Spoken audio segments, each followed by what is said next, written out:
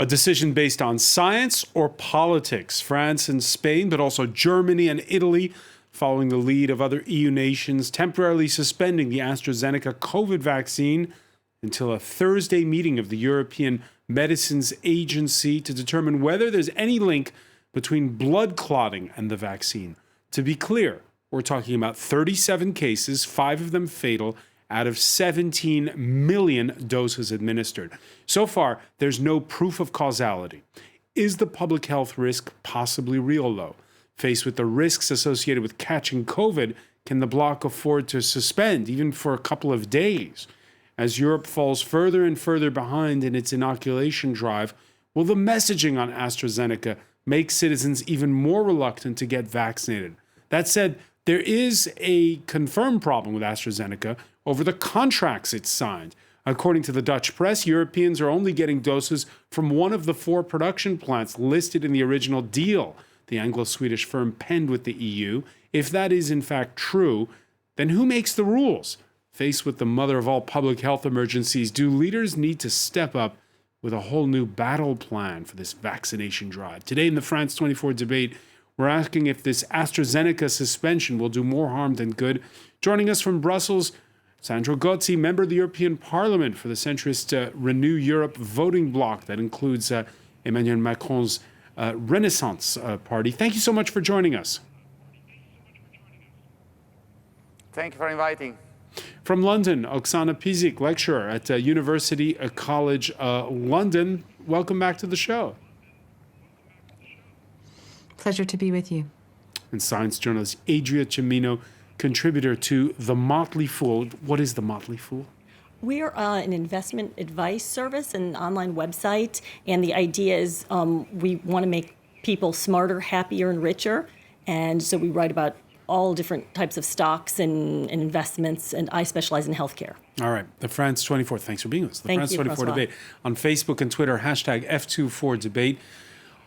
All but Belgium in this part of Europe suspending. Necessary precaution or harmful overreaction? Let's begin with this report by Olivia Salazar-Winspear. Caution and concern versus continued faith in the jab. 2 different attitudes to the AstraZeneca vaccine, and it seems that optimism has won the day here in London. How do you feel about AstraZeneca? I believe in scientific advice, and scientific advice is that we should be taking it, so I'm certainly going to be taking it. Yet some national authorities are not convinced. A number of European governments suspended the AstraZeneca vaccine amid fears it could be linked to fatal blood clots. This comes after the death of a 49-year-old nurse in Austria, admitted to hospital with a pulmonary embolism. It's reported that at least 37 people have suffered some form of blood clot after the vaccine, so is there cause for alarm? Scientists say the data must be analysed carefully. On average, 1 in every 1,000 people suffers a thrombosis every year. Given that 17 million people have had the AstraZeneca jab across Europe, 37 is actually less than average. As for whether precaution is the best modus operandi, the European Medical Agency says so far there's no clear link between the vaccine and these conditions. They have not come up in the clinical trials, and they're not listed as known or expected side events with this vaccine. In clinical trials, both the vaccinated people and the people who received the placebo have shown some very small numbers of blood clot developments. Both the WHO and the EMA have warned that vaccination campaigns provide the most effective strategy against COVID-19, and that the benefits outweigh the risks when it comes to lowering mortality rates from the virus. Now, Oksana Pizik, in fairness, this is a vaccine. These are unprecedented times. The vaccine's approved through an emergency procedure, which means it's brand new. Is it normal then to suspend? Well, I think these are particular circumstances that I suspect there's just heightened anxiety around any of the reports that we're seeing. So I think given the way that these vaccines have been developed, this is not, particularly the AstraZeneca vaccines, not new technology. It's founded on decades of research. Again, being able to identify these very rare side effects in itself is very difficult. We have heard the EMA and the World Health Organization both side in the favor of the vaccine in terms of the known risks associated with COVID, and even the fact that we see there is higher amounts of clotting in people who are exposed to the virus than those who are unvaccinated. So when we take the numbers globally, 2.7 million deaths associated with COVID, which is probably an underestimate, 300 million vaccines administered. Again, that's all of the vaccines. There have been to date zero that have been definitively, directly, and causally linked to those vaccines. However, it is every country's job, their regulatory body, to pay close attention, do thorough investigations to be able to understand this. But I think it's really clear to also highlight that the way that these vaccines were developed, despite the timeline, it was still extremely thorough, and the clinical trials themselves were very large. So why has AstraZeneca been suspended in country after country, Lithuania being the latest? Well, the explanation they're offering is that it's out of an abundance of caution. They're taking this principles and misapplying it in the sense that if we take the risks involved with the different types of clotting events that can occur, and the most serious being even the most rare, that again, we know that COVID, for those who are in the 50 age group, they have 1 in 10 chance of developing serious disease and ending up in hospital. And those who are 70 and over, that's a 1 in 4 chance. So we have to weigh up the risks versus the benefits. And in this instance, I believe that there is a misapplication of these principles in the decisions that have been made. And it's very likely that very soon, Thursday or the week after, the suspension will be lifted, but the suspicion will linger. And these are already countries where we see there have been, for multiple reasons, difficulties in the vaccine rollout and also vaccine hesitancy to begin with. Started with concerns around its efficacy in the over 65 population, which ended up being unfounded or grounded in evidence. And it has had lasting damage with healthcare workers demanding mRNA vaccines, such as Pfizer and Moderna, over the AstraZeneca. So there are already going to be, I think, all sorts of unintended consequences as a result of this overly cautious approach, I'd say. Sandro Gozzi, you agree this is a misapplication of the principle of precaution? No, this is a question of safety. It's a question of transparency. We attach a greater importance, the greatest importance in the European Union to the precautionary principle. Your question goes well beyond the issue of the vaccine, the issue of COVID. I mean, should in our societies take more risks? I think that the general trend, especially when we talk about intervention, after all, on healthy people, you need to give even a greater importance to the respect of the precautionary principle, because we are not trying to intervene on people who suffer from diseases and then might be ready to take more risks. We are talking about vaccine the whole population, and we are talking about a vaccine many people who are in good health. This is the first issue. The second issue is simply when you receive from your national health body, from your national medical authority, a written formal recommendation which asks you take some hours, take 48 hours, and check at European level through the European Medicine Agency whether there can be some risks on the vaccine of AstraZeneca. It is clear this is not politics. This is not a political decision.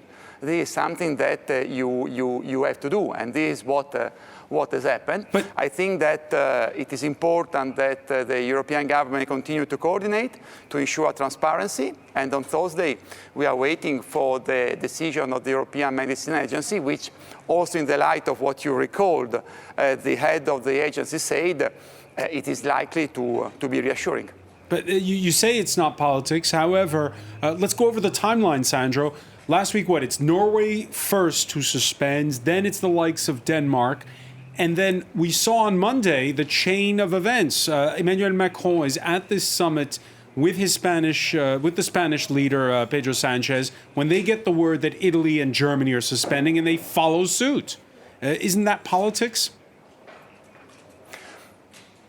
No, because Macron didn't follow a political decision. Macron followed the advice of the national French authorities, which I repeat, with a form of written recommendation, said we have also some doubts about the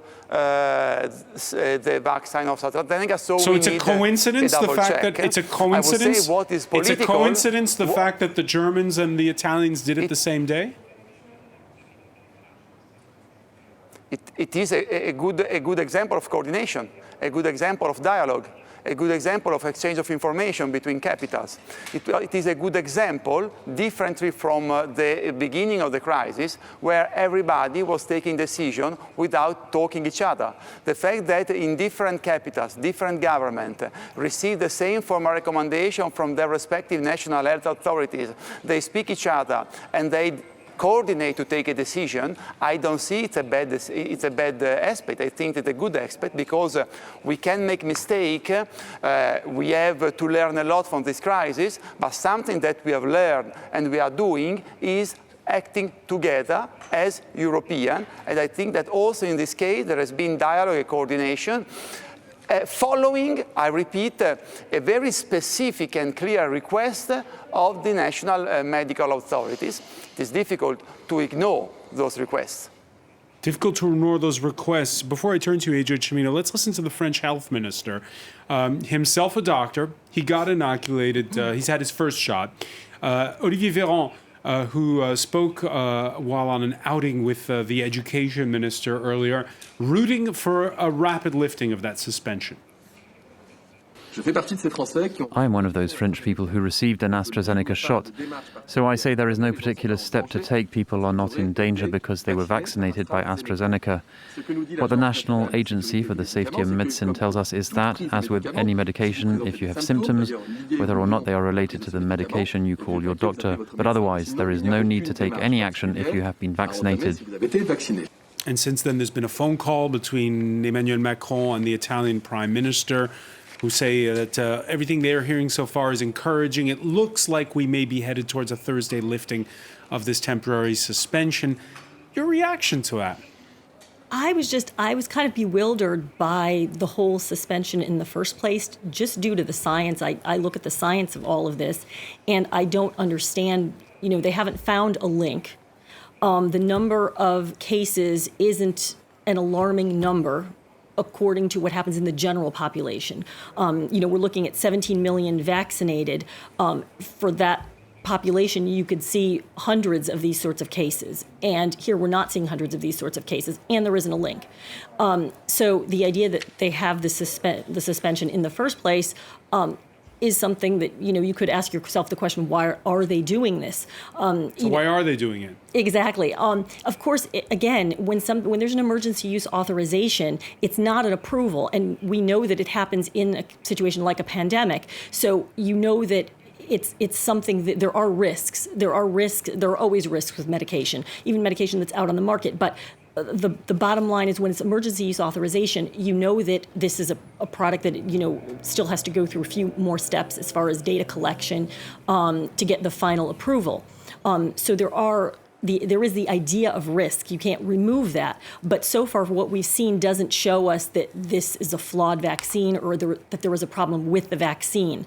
Of course, we need to continue to monitor this, collect data. But right now, to suspend it, And again, that chain of events, Norway, which is not a member of the European Union, the first, then afterwards the likes of Denmark and so on. Your thoughts on that? As far as it could ask, we could pose the question that, why is it one after the other in Europe doing it in a short period of time? I think it could be the idea of not wanting to avoid risk, to say, we really want to play it safe. We see that, other members of Europe are doing this, and what happens if we have more cases, and then they'll say, oh, France wasn't as cautious as the other countries, so we kind of want to jump on the bandwagon and be just as cautious. It could be something like that going on. But it's true that when you look at the data, it's not something that is highly alarming. Just very briefly before we go to the break, Sandro Gozzi, your thoughts on Belgium saying, look, we're not going to go along with this because we've got too many cases and the risk seems too small. I mean, once again, I can only answer to you as I've already done. These are not political decisions. These are coordinated decisions based on scientific medical advices. So, I mean, I was listening to you and to the other person who is talking, say, I don't know why they do so. Yes, you know why they did so. They did so because there are national health authorities who has raised some doubts. Now, and why they did it all together in parallel, I would say, the European, because the Europeans have decided to work closely together in general. And it's true. They are very risk adverse, and this is why they also negotiated with big pharmaceutical firms a contract differently from UK, asking, for example, for an insurance on collateral effect. It is another approach, but I repeat, if, as it seems, there aren't any concrete, evidence that, the blood clots are related to the vaccine, and we will know very likely on Thursday, and we have already some reassuring positive indication from the European Medicine Agency, we will start again to use the vaccine, but we will have done so in transparency, in a coordinated manner, and explaining exactly step by step why we are taking the decision, as the French Minister Olivier Véran has just explained in the interview you have shown. And when we come back, we'll pick up on that point of the relationship throughout this pandemic between the European Union and those big pharmaceutical firms in this crisis. Stay with us. You're watching the France 24 debate.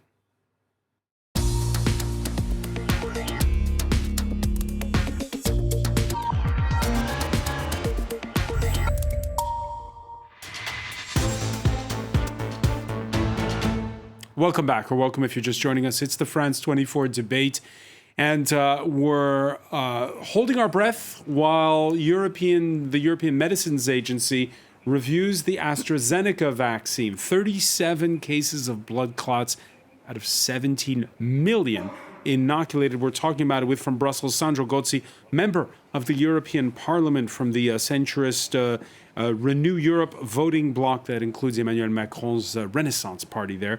From London, Oksana Pizik, lecturer at University College London, UCL, and science journalist Adria Cimino is with us as well. You're a contributor to The Motley Fool. We talked in part one of our discussion, Oksana brought it up, mixed messaging when it comes specifically to AstraZeneca. Back in January, when European authorities were slower than the UK to approve that jab, the French president stated, as it turned out wrongly, today we think it is quasi-ineffective for people over 65. So, is there a bit of flag waving involved? Well, Exhibit A this Tuesday is the front cover of the Daily Mail with the headline, Reckless EU Snubs UK Jab. And you can read that subheadline there. Experts fury as France, Germany, Italy, and Spain risk lives by halting Oxford vaccine over blood clot fears. So that's interesting the way they spin it there, Oksana, because it's called the UK jab in the Daily Mail. Your thoughts on that?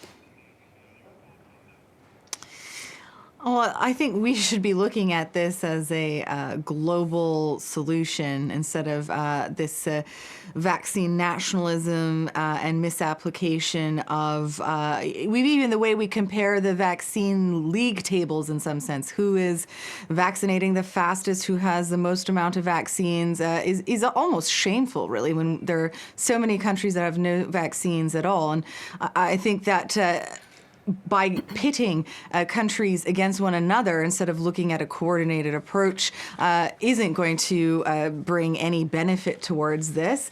There are, again, many different, the company itself has also have some Swedish influence, so I think that's been ignored from it.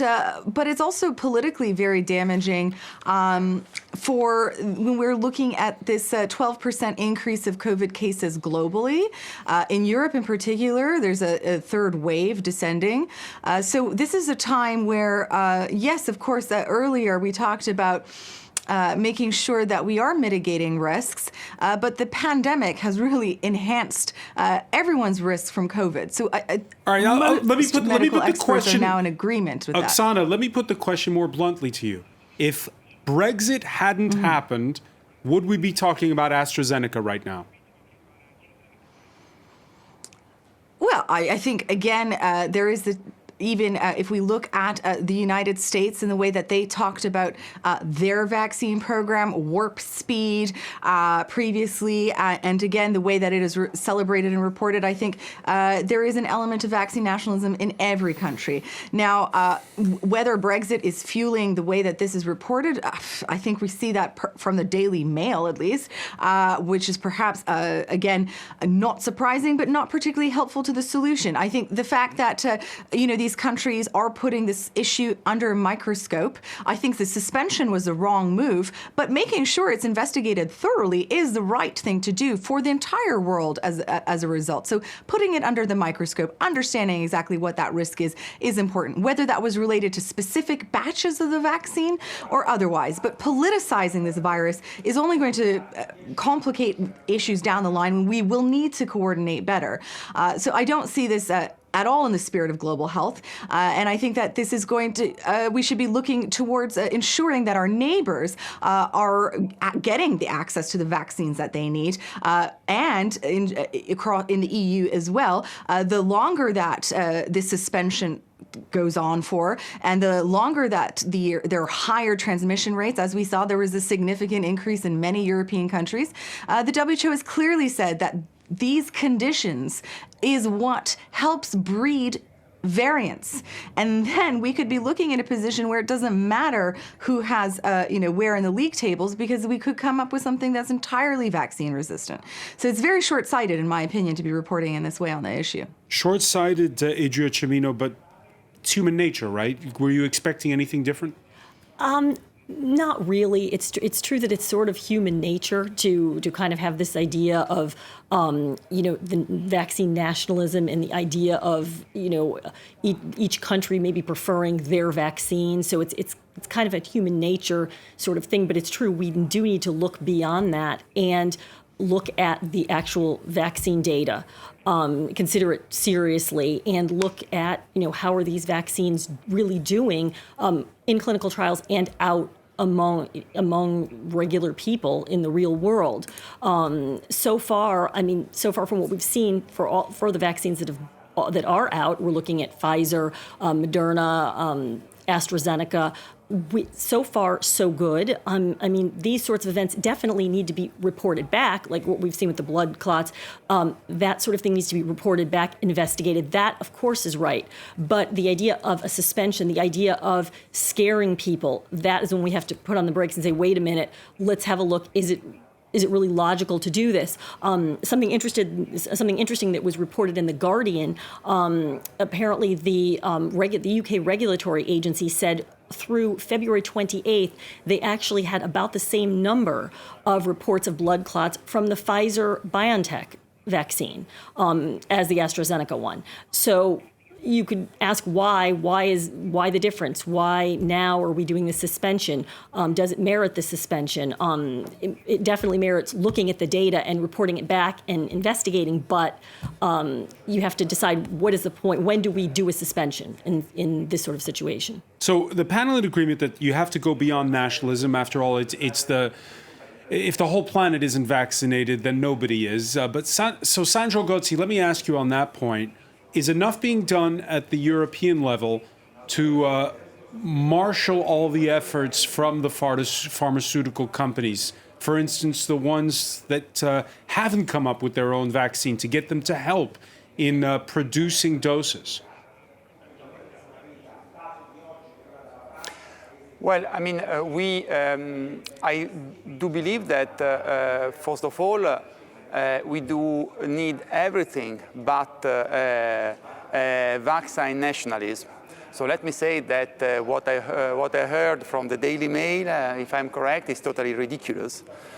Because we are serious people in the European Union and we don't are worried about nationalism, we are worried about health of the Europeans and the health of the citizens outside Europe, like our initiative for Africa, COVAX, demonstrate. What we are doing, now it is the time for some big pharmaceutical firms and first of all for AstraZeneca to explain why they cannot stick to their commitments, why they can deliver the quantity they had promised, what are they doing and what are the real obstacles, if there are any, to face the variants of the viruses. We need this kind of transparency. What we have done with the contract, which we have negotiated together as a bloc at the European Union, we have focused on two issues, as you well know. We have obtained, first of all, fairer prices for all the European bloc. We have obtained the commitment to insurance for collateral effect, something that hasn't been negotiated by UK, for another choice. I mean, UK has taken more risk. UK has given less importance to the precautionary principle. It is a legitimate choice. In Europe, we have done another choice, a choice based on precaution. And last but certainly not least, we have ensured in the negotiating with the big pharmaceutical product that also small country, which without our collective action as European would be still waiting for the first vaccine, would have a fair access. We have made mistakes during this process, probably. We need to be humble, absolutely. There are many things, many lessons to learn, but please, please, please, let's avoid vaccine nationalism from UK. We have enough propaganda. We have enough vaccine propaganda from China and from Russia. We don't need vaccine propaganda from London, and I want to be very clear on that. And second, let's remain humble. Let's continuously learn from the different phases. In my view, there is one word which is transparency. And we have to explain in these very hours to our citizens why there has been this temporary suspension and why, if the decision on Thursday is positive, everything is sure and we can start again to distribute the vaccine. But let's leave aside chauvinism and nationalism, but really we are facing a global pandemic, a global threat. This is something for the global mankind, and we should prove that we are up to the task. You mentioned at the outset, Sandro, there the fact that those contracts were negotiated. It's according to reports out this week, AstraZeneca is not keeping its promises. It produces and/or bottles vaccines at 4 sites on the continent, but the AstraZeneca facility in the Netherlands isn't producing any vaccines for the EU because AstraZeneca hasn't submitted the paperwork to start doing it. The Financial Times and its journalist Michael Peel tweets that the affair raises questions about both AstraZeneca's management of its EU deal and the EU's supervision of it. He quotes an EU diplomat as saying the following: it would mean that 3 of the 4 plants listed in the original EU contract are not providing doses to the EU. My question is, what is Brussels going to do about it? And what are European leaders like Angela Merkel and Emmanuel Macron going to do about it? But first of all, it is exactly what I was telling you. I don't have definitive information about that, but we have to insist to ask explanation to AstraZeneca, to require full transparency, and to see whether this information is confirmed. First of all, it is clear that if confirmed, we should take also the measure, which are allowed by the contract to react. But what is most important now is to focus on the production capacity and on the effectiveness of the vaccination plans in the different member states. And this is exactly the work of the Commissioner Thierry Breton. You know that we have created a task force, the European Commission has created a task force under the supervision of Thierry Breton, exactly to do what you asked me, exactly to ensure that we have the full information from the big pharmaceutical firms, that we have a clear timetable and a clear view on the rollout of the vaccination plans, and we need to respect the target of vaccinating 70% of the European population by September, and it is clear that these days, I would say, that are crucial to respect the timetable, and this is exactly the work of Commissioner Breton. We have already started to have a dialogue with the big pharmaceutical firm, to go there, to meet the representative, of the government, the member state, in order to make sure that we respect our deadline. Adrian Cimino, you hear there Sandro Gozzi talking about dialogue, coordination between the EU and the pharmaceutical companies. Of course, over in the United States, it's not a supranational organization. It's one nation. Right. So when Joe Biden becomes president, he effectively corralled, the pharmaceutical companies. He had an easier task of it, but he was able to put his ducks in order more easily. Right from the start, he just had a plan.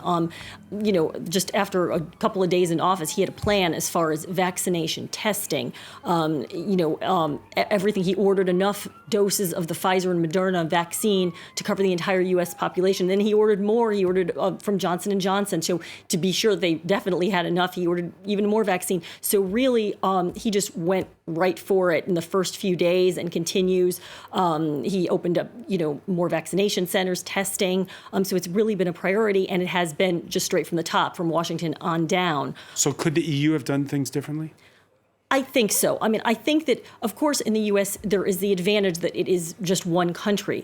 But I do think the EU could have done things differently because, remember, this is not something that just started, a few weeks ago. We knew that all of these companies were saying, even back last summer, our vaccines were going to be done with phase 3 trials by the end of the year. We're going to be able to deliver doses by the end of the year. So we pretty much knew that there were going to be 1, 2, 3. There were going to be a few winners of this vaccine race by December, January. So, we could have started, even back in the U.S. prior to Biden, there were already vaccine orders put in pretty early with all of the different companies. So I think that it's just the idea was the organization has to start early and it has to be effective. Oksana Pizik, a couple of weeks back, we all recall that the new Italian prime minister blocking a shipment of vaccine destined for Australia, AstraZeneca vaccine, by the way. It turns out that the Australians didn't even need it, that they'd had enough doses. Your thoughts on what the EU could be doing better when it comes to handling the likes of AstraZeneca and the contracts they've signed? Well, I certainly agree that transparency is going to be necessary in understanding some of the problems that have arose throughout this period. But it's also to be expected to some extent that given this is the largest pharmaceutical allocation process in history, that there are going to be delays, there are going to be hiccups, and other countries, Australia is only following suit exactly the same way that the US and UK did in terms of ordering more than what they need in order to hedge their bets about which vaccine. Again, these orders came in or were negotiated before there was even any approval of the vaccine. So they had to spread out which ones they were going to choose, and then it was all a bit of a gamble.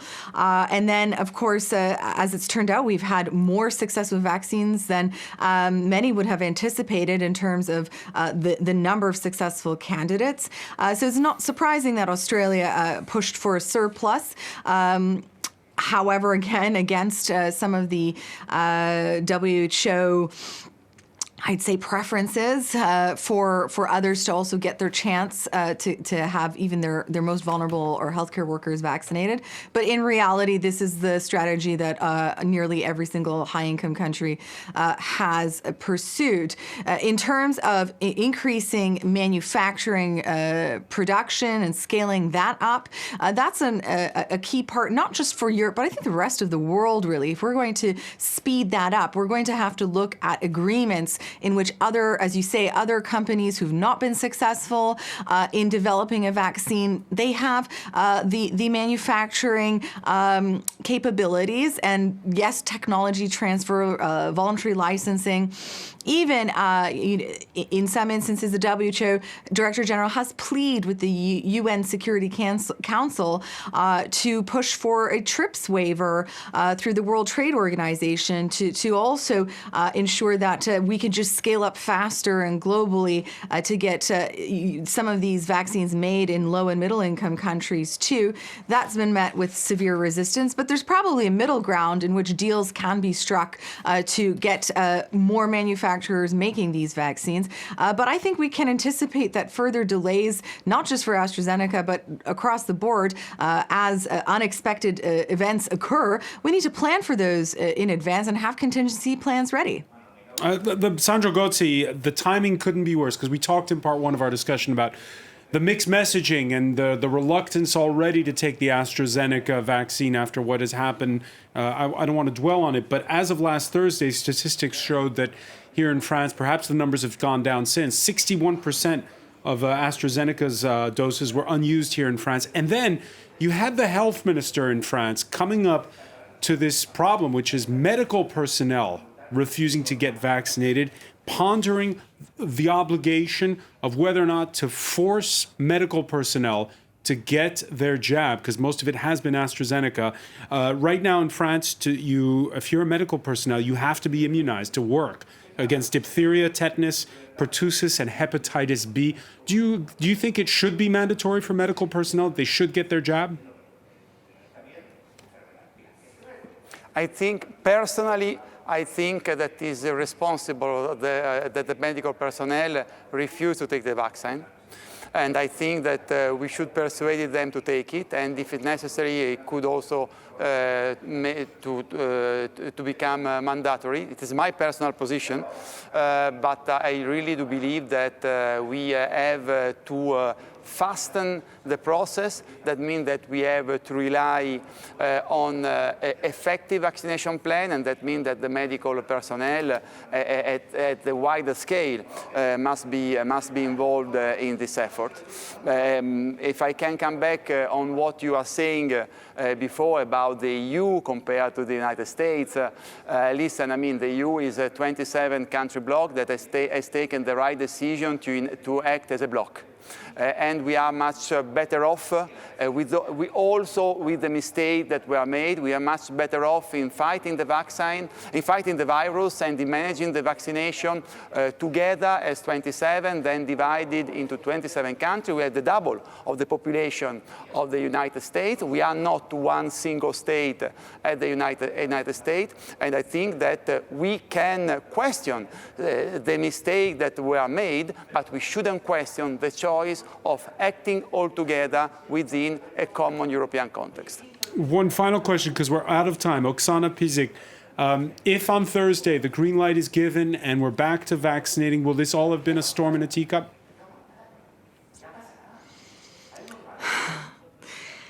I think that that it is actually quite likely to go that way, and I do think that although we need to continue with the pharmacovigilance, and perhaps this has strengthened that process. There can be good things that have emerged from this as well. I do think that, as you put it, it perhaps was overblown compared to the risk of what COVID, this pandemic right now in its acute phase, brings to each and every one of us. Oksana Pizik, so many thanks for joining us from London. I want to thank Sandro Gozzi in Brussels, Adria Cimino for stopping by. Thank you for being with us here in the France 24 debate.